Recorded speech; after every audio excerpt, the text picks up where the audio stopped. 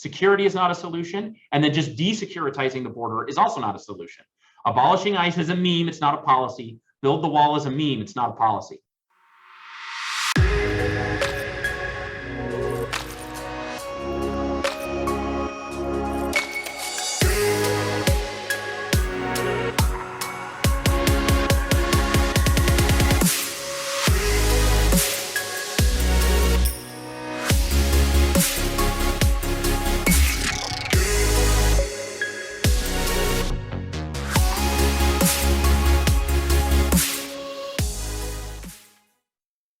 Welcome back, everyone. Today we're talking about immigration here on Geopolitics by Tyberiusd. I will have a wonderful guest that will be joining us that will be edited in throughout certain motions of this particular presentation. But as you can guess it by the intro, by the title, we are talking about immigration. We're going to be getting into the nitty and the gritty as to where and why all things are happening, all you need to know.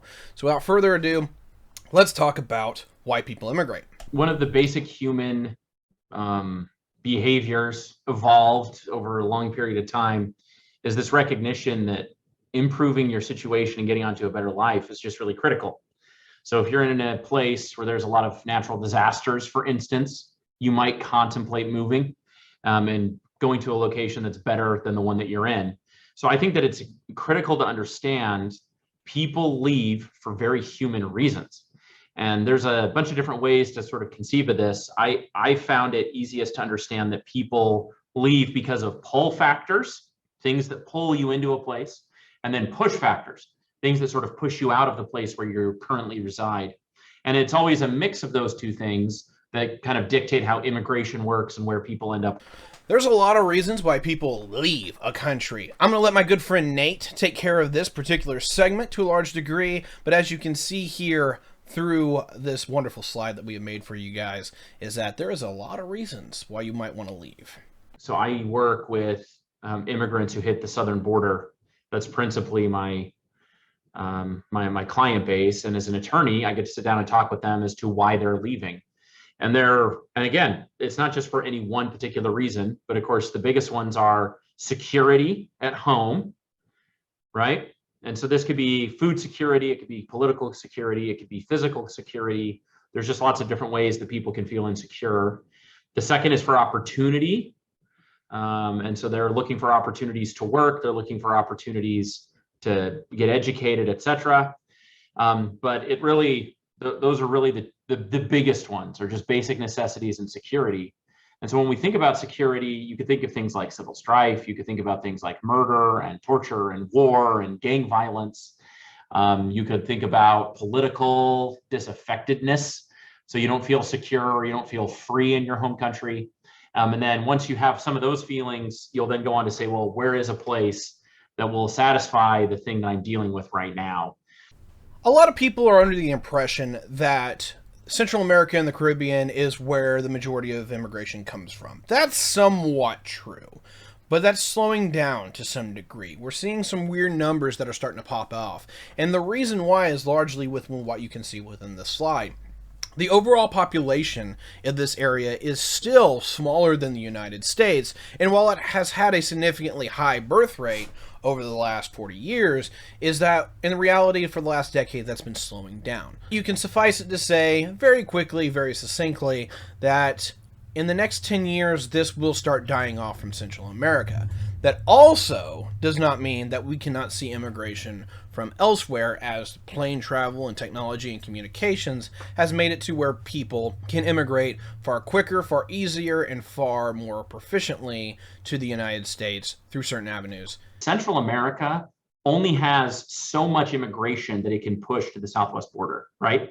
You could talk about this in terms of country by country statistics, but the population of all of Central America is like less than 500 million, right? So like you're not in a situation where 1 billion people could have showed up at the US-Mexico border. You were in a situation where some hundreds of thousands, maybe 1 million could show up at the US-Mexico border because those countries just weren't going to produce that many immigrants. Well, that all bets are off if you open that up to the whole planet, right? If suddenly 1 million Pakistanis make the journey from Pakistan across the Pacific and they make it to South America and walk up to the US-Mexico border, the natural cap of possible immigrants at that border, because it was geographically locked, was significant. And so we couldn't ever get beyond really the numbers that we've seen in terms of immigration to the US-Mexico border. But if there's a famine and 1 billion Asians start to die because of just famine, right? Well, what's going to happen? Well, the 100 million most wealthy Asians are going to beeline it to the US-Mexico border. Suddenly, because infrastructure and technologies, transportation technology has shrunk the journeys that people have to take, you're in a situation that's unprecedented, because now people who have historically been on the other sides of the oceans, if they're able to get to the US-Mexico border, I mean, that changes all my equation. It's not out of the realm of possibility that if there was a billion humans misplaced on the other side of the Pacific, whether due to war, famine, natural disaster, or a combination of all the above, that like 10 million of them show up at the US-Mexico border. And if 10 million people show up, I can't even describe the disaster. I mean, you're talking about a border patrol that would be outmanned 100 to 1. I don't even know what the numbers would be. It'd be crazy. There's like 20,000 border patrol agents, and they're supposed to process 10 million humans. There's no way that's going to work. And even if it's not by design, those checkpoints are going to get overwhelmed, and desperate people are just going to make a break for it. And you can have tens of millions of people pouring across the US-Mexico border. Here I wanted to bring up the North American Democracy Index, just in the regards of which nations are doing well, which ones are not. Now, if you don't care for this particular statistics, we'll just kind of bounce through this one real quick. But as you can tell, once you get south of the US-Mexico border, is that you see the average ability of a nation to represent its people assumed to go down. And while there is exceptions like Costa Rica and Panama, overall and in general, is that there is a lot of political strife and a lot of political disrepresentation that we do see in a number of these nations, and that does formulate a reason for people to leave. If you want to make it very straightforward and simple, sometimes crossing a border can simply double, triple, or even quadruple your average income. And while this map is only a representation of GDP per capita, the reality here is that a lot of these Central American nations have a standard of income that is 1/6 of that of the United States. And so if you can make a 2,000-3,000 mile hike to get to the United States, but you automatically increase your income by a factor of 6, that is a very strong motivator into why people will want to move. And you can obviously see that from the economic opportunity conversation that we had earlier. Sometimes people don't take in the factor of how much food can really be a consideration here. And sometimes food is pretty straightforward. We have an abundance of it here within the United States, and largely of the world, is that we still supply way more than the mouths can be fed. But just because we have more doesn't mean that it gets from A to B. And of course, food, like all things, are usually locally sourced. And so if you're in the United States or Canada, is that you're a food exporter, which means you have an abundance of food and you export it to the wider world.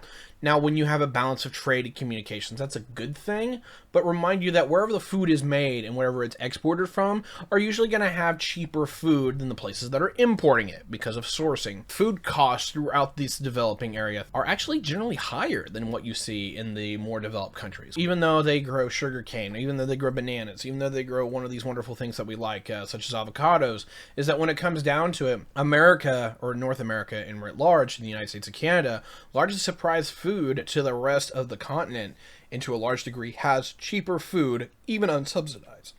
There is a horrific homicide issue within Central America. Largely overall is that when it comes to Mexico, Honduras, and some of these nations, and these are largely the fact that these are narco states. Obviously, Nicaragua has changed the game when it comes to that, but you're also looking at an authoritarian police state that has no qualms about shooting people themselves. Reasons for coming into a country are just as important as the reasons that people leave a country. And there are a number of reasons to why people will come in. I'm definitely going to let my good friend Nate Dallon take over this particular segment, but you can see those reasons here.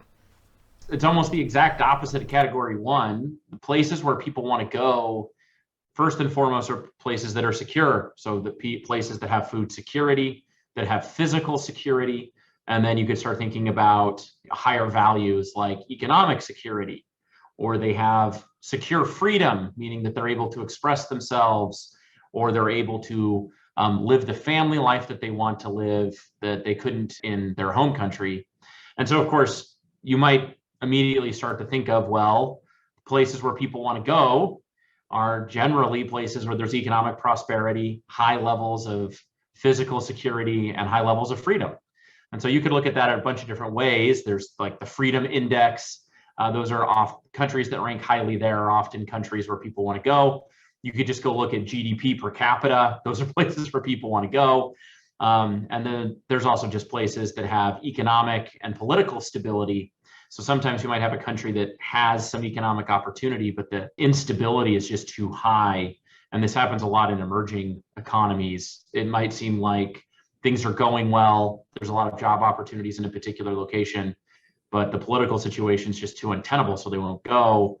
You can think about that in terms of like Saudi Arabia or some of these other places. But that's kind of what people are looking for. If I have a problem in home country, I either want to solve the problem I have in home country, or else I want to solve that problem and improve upon it. And so that's kind of what motivates me to get sucked into a place. The demographies in Canada and the United States are significantly different. While I have them integrated here, is that when it comes down to it, the Canadians are lacking a cadre of young folks that can replace their elder cohorts in the way that the Zoomers in the United States can replace the millennials. And while there is a deficit of about 4 million Zoomers compared to the millennials, immigration to the United States is largely making up for that. In Canada, it is not. And as we continue to go on, Canada is going to have a massive issue with their population structure getting older and older and older, as the United States largely is able to maintain parity due to the fact that they have a birth rate of about 1.8, 1.9, and immigration fills out the rest.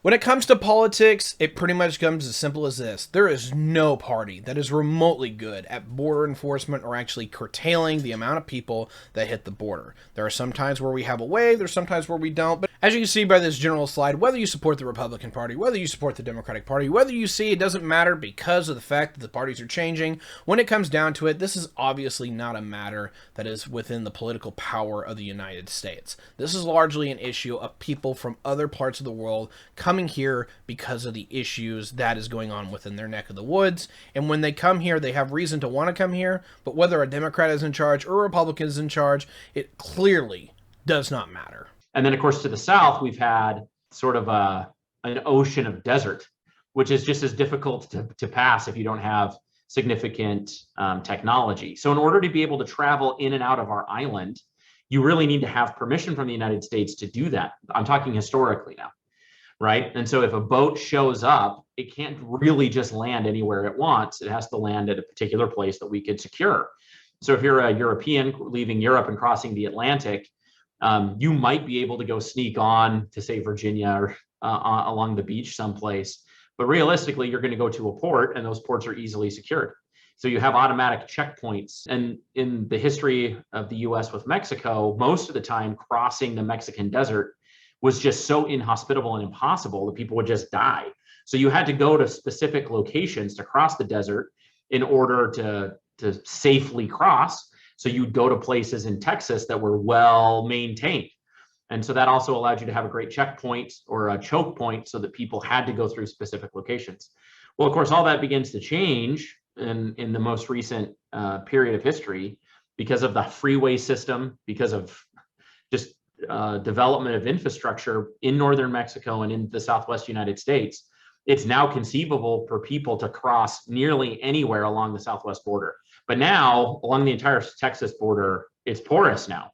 And it's because we've built amazingly beautiful infrastructure. So now you can be driven to near the border, cross the most inhospitable parts of the desert on infrastructure, get let out, cross in the desert on foot for 1 to 2 weeks, and then you can make it to the US where there's more infrastructure. You hop in a car, right? And so infrastructure has solved the Southern Ocean problem.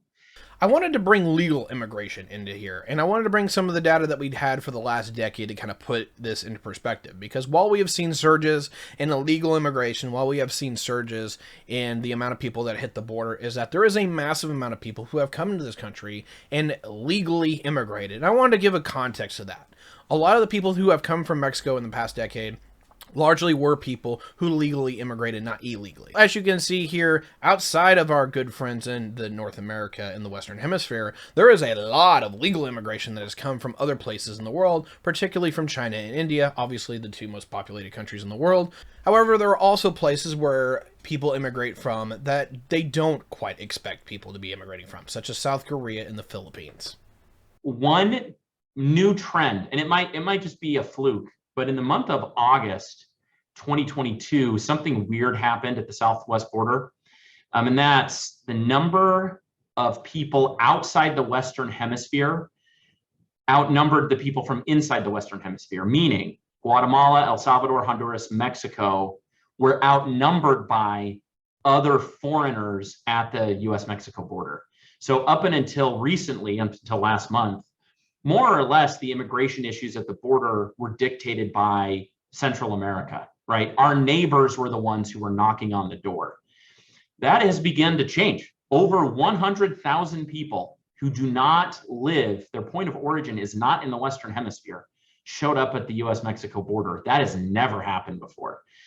One of the major things that people do not talk about in geopolitics, but just in general, is the fact that we have a massive political and social diaspora between North America and what we largely call Central America. North America being the United States and Canada, and Central America being Mexico and South. When it comes to the way that these societies had largely developed, is that when it just breaks down, is that North America, largely in the fact that it was a colonial immigration that built upon the idea of self-representation, because anyone who was dropped off in Virginia or in the Hudson Bay, if they were told what to do by somebody they didn't like, they just screwed off into the wilderness and they made their own societies. And so to a large degree, one of the major things that we have seen within North America is that because of the British and the way that they wanted to represent people, and also the way that the people themselves wanted to be represented, is you have a very liberal institution that has been built out from the very start of this country in regards that people get what they say first. And whether you approve of that or not, is that you have stronger institutions built upon self-representation and basically self-interest versus Central America being the exact opposite. In Central America, these areas were taken over by the conquistadors, and there was already established states that were largely taken over by the conquistadors that largely were flipped on their head. And this is something that is largely taken out of the feudal playbook of Europe at the time, is that people like Cortez would simply come in, kill the leaders of the Aztec Empire, and then run the Aztec Empire through themselves. And so where North America largely had this liberal build-out of institutions to where people said, I want what I want first, and then you can tell me what to do, Central America had the exact opposite. Central America pretty much came down to the degree that this is the state, this is the institution, and you pay up to the system writ large, or you get your head smacked in. And as you can see through the numerous revolutions and revolts and all this, is while everyone would love to say the American CIA is responsible for that, that is simply not the case.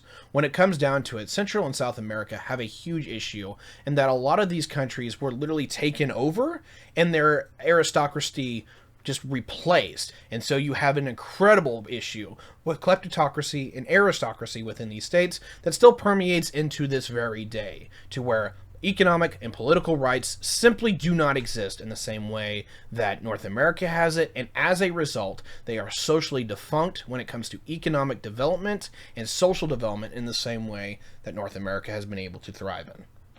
One of the things that I can show you that shows the difference between the development of Central America and North America is Mexico. Mexico has had the best attempt at industrializing and becoming a wealthy and developed nation in the last 30 years. But as you can tell, they really keep tripping over themselves. When it comes to it, whether it's the drug war, whether it is a number of permeating issues that exist within the region itself, Mexico still has a massive problem with preventing monopolies, instilling social cohesion, and making people believe that the system is still going to work for them and their interests and what they actually want to see the direction of the country go.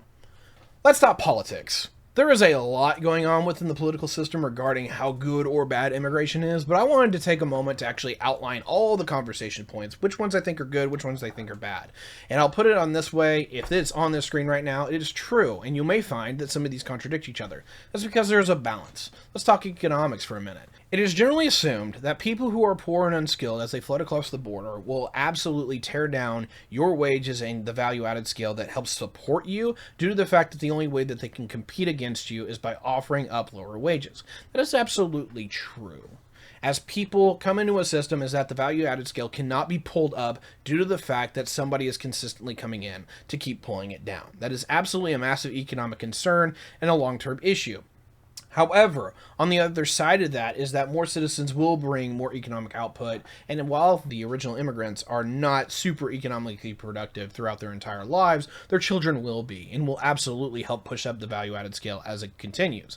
The problem with pushing down the value-added scale is something that I'm going to talk about in a later video regarding trade and the balance of economic power, but the long and the short is largely simplified as this. If somebody is simply pulling down the floor or maintaining an active floor, is that you are going to have an issue to where the youngest and most economically disadvantaged people within that value-added chain have to compete with the new people who are coming in. And if you don't have that, that floor will consistently be pulled up by the fact that the people who are in the mid-tier and the higher tier simply will demand more wages, and those who are on the lowest tier, even though they have very little to offer, as the competitiveness pulls up the chain, is that they, by extension, will be pulled up with that because they don't have to compete with people who are coming into the system as much as they are competing with people who are now trying to level up. It is also assumed that in regards to social welfare in particular is that new people will bring in new costs for goods and services, particularly things that people need. Housing is a huge deal, particularly within the state of California, is that when it comes down to it, you have a place where a lot of people want to live. It's very nice. It's very pristine. Certain parts of it are obviously better than others. But when you have a housing crisis there already, and you have more people immigrate into the system, you have a crash course issue to the point where you have a rapidly increasing cost in housing because supply simply cannot equal demand. That is very, very true, and particularly a problem throughout the American Southwest, as this is an area that is building housing as quickly as they can, or are running into places where they simply can't build anymore. But either way, too many people moving into one area that they cannot no longer financially support this. The other side is social welfare. While I do regard this to be more of a right-wing meme than it is an actual reality, is that when it comes to the cost of public services, is that more people do increase the burden on those social systems. Do you have an immigrant family who goes to the hospital, who does seek care, who has to medically write off that bill in the same way that any poor person could? Yes, that does happen. However, that is more reflected in a politically and economically poor person's issue than it is an immigration issue. However, if you want to tie those together, there is a bit of validity there. The theory on the left has been trying to protect workers' rights and expand the social safety net. If you have a totally open border, you can't do that. If you go back to 2015, the first interview Bernie Sanders gave during the 2015 primary was to Ezra Klein, at the time at Vox. He's at the New York Times now. But he asked him this question. He says, okay, Bernie, what would you do about the border? Like, don't you think we should let more people in? And he immediately said, how can I do that? He's like, that's a Koch brothers policy, right? That was his exact words. He's like, the Koch brothers want an open border so they can drive down wages and make Medicaid for all too expensive. He's like, I can't have a porous border and have Medicaid for all and all these other programs that I want, like healthcare and covering expenses for childcare and extra food assistance. Like, all those things become much more difficult for the US to do if people can just join that program willy-nilly. So he's like, no, we can't do that. When it comes to social cohesion, there's a really big conversation about how this all breaks down, and a little bit of everybody is correct in this. The right largely regards people who are coming in as a potential threat, and that's not just for the fact that there is drugs and crime and a lot of other things that can come across the border, and absolutely does, but also in the fact that once people get here, they may speak a different language. They may have cultural and political baggage that comes with them. Yeah, so when we talk about what are the consequences of mass migration, right? So that's kind of what the real core of Ty's question is that there are obvious downsides to allowing mass migration. And of course there are. Of course there are. I mean, again, you need to be honest about everything everywhere. One, we have a labor shortage. Two, people outside the United States want to fill that labor shortage. And three, filling the labor shortage with people who don't share the same values, culture, language as people in the United States has downside. Right? It's not all just roses and candy, and I'm not super libertarian on this. So the culture shock goes like this. Most immigrants end up gravitating towards places that have fallen out of favor in the US. So if you go to mega metropolises like LA, immigrants will fill in the cheapest housing they can find, right? And so you end up with a lot of hood life immigrants inside of large metropolitan areas. That, of course, leads to a series of really awful, horrible stories. The Europeans have dealt with this where there are no-go zones in large European cities because immigrants have populated these low-income areas, and they've more or less created, small anti-Western ideal communities that are not policed by the police of the sovereign. They're instead policed by local folks. Denmark's had these problems, Sweden's had these problems, France has these problems, right? In the United States, the place that you'll hear the most horror stories on this is from Minneapolis. They've absorbed a ton of folks. They've all populated the cheapest parts of town, and it's made it very difficult to police Minneapolis in a way that everyone feels good about, right? And then the other place are small towns. As small towns become less desirable for Native Americans, small towns then will just start to suck up Hispanics. And that's my experience. There's a small town north of Omaha called Schuyler, Nebraska. Nearly 25% of the town has become Hispanic and specifically Guatemalan. It has saved the town. The town was dying before that.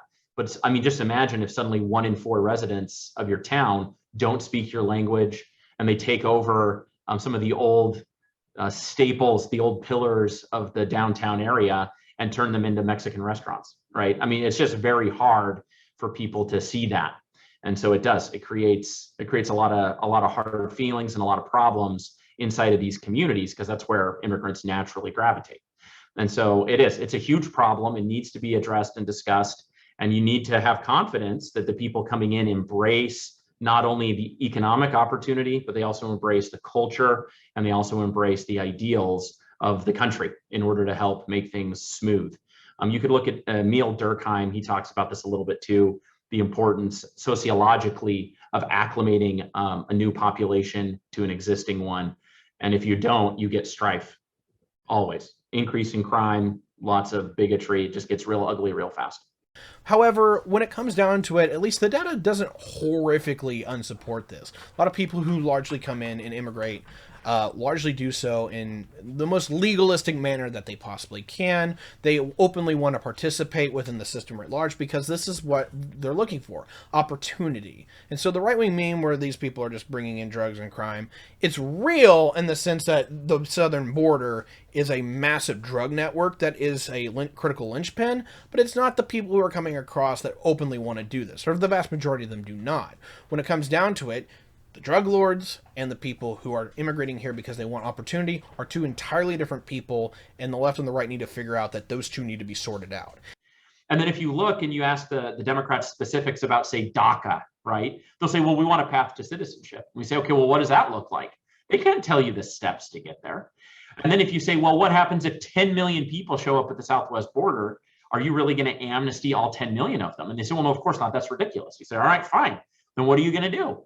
And of course, they don't have an answer. And then both the Biden administration and the Obama administration are expelling more than 1 million people a year from the country.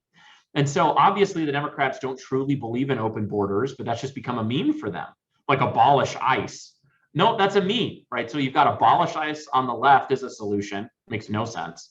And you've got build the wall on the right, which also makes no sense and doesn't relieve any of the stresses or pressures on the system. It is very offending to me that the right shits on people that are wanting to come here and participate in the American experience, particularly when we like to claim and brag that we are the greatest country on earth. But when people show up and they say they want to be a part of that, and we say no, I definitely get a little bit of very upset with those folks. However, what really upsets me about the Democrats are they do not acknowledge that there is a massive security issue in regards that there are hundreds of thousands of pounds and of tons of fentanyl that come across the southern border, that there is incredible amounts of human trafficking, that the cartels not only profit off of the drugs that come across the border, but the people that are brought across the border as well, is that they will have coyotes openly spend $5,000 to smuggle one person across the border, or if they don't smuggle them, get them into a point where they can be arrested and then seek an application for asylum. I'll also mention one of the reasons this happens is because the southern border has become the catch-all. We have a very limited legal immigration system. And so if you can't get into line to get legal immigration, your best option is to show up at the US-Mexico border and either report yourself, just self-turn in, or else cross with the intention of getting caught, or else trying to cross and do so without ever being apprehended. That is incredibly important, and the Democrats not recognizing that they're actually wanting to do something that is forwarding the interests of the cartels is very, very upsetting to me. But you can't just be like, no, I have a wall, I will shoot you if you come here, right? That person is like, what are you talking about? I know I can get a job in your country. My country sucks. I'll take the risk of getting shot. That is not a solution. Right, so I just want to emphasize security is not a solution, and then just desecuritizing the border is also not a solution. Abolishing ICE is a meme, it's not a policy. Build the wall is a meme, it's not a policy. One other thing that I'll note is that when it comes to the political side of this is that there's a level of cultural meshing here. Some of this is very important, and of course the left loves to talk about these things, but some of them are a little bit of a problem as well. When it comes to cultural meshing, everyone loves to talk about their food, whether it's Japanese ramen, whether it's Mexican tacos, is that a lot of people love to integrate the idea that, hey, new people means new foods, and we're a bunch of white people and we have terrible food, so we're going to have something different. When it comes to cultural meshing, though, is that there is a positive to this, but you have to have a little bit of a different mind's eye perspective. Having different people with different ideologies and different cultures does make you resistant to particular influences. And so when you do have a demagogue who largely says, I will unite the people, and we know that more often than not that is a horrible thing, is that when you have different people who come from cultural traditions, is that those people are far more resistant to those appeals because they don't integrate into the system writ large in the same way that others have. And while I think immigration is incredibly important, I must contend the idea that having people with different cultural backdrops does increase the reality, or does increase the likelihood that we can resist tyranny within the country.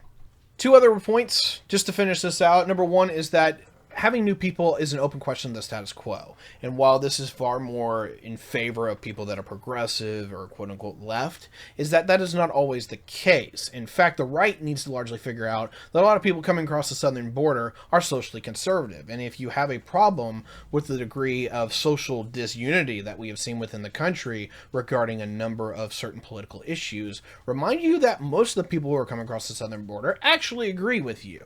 And as it comes down to it, whether it is the people who will come across the border, their children or their grandchildren, as that continues to happen, these folks rapidly become nativists in regards that they think of themselves as Americans by the time the grandchildren come along. And so if they happen to vote against you and your interest at the gate, sometimes given a little bit of time, they will realize that they're far more interested in voting with you. So you'd have to have total massive immigration reform. You'd probably have to redo the treaties that we signed back in 1952. You can only imagine how much of a headache that's going to be. We're trying to rewrite the world order in terms of security and economics. We can't get any consensus on that. You think we're going to get consensus on population movements? Forget it. So the answer is realistically, there will be no change. The system we have is the system we have. No one's going to make any changes, I would expect, for at least a decade. And so that's not going to happen. Now, if you're like, hey, Nate, what would you do to change this? I would say the following. We need to have a more open immigration policy, and we need to allow people to line up in home country to get the advantages that we're giving people at the southwest border. And just tell them, don't come to the border. We're just going to send up immigration offices with robust faculty, with robust staff in your home country. So we're going to set them up in Ukraine. We're going to set them up in Guatemala. That way, Guatemalans and Ukrainians aren't just showing up at Tijuana near the San Diego crossing, right? Like, you just can't do that.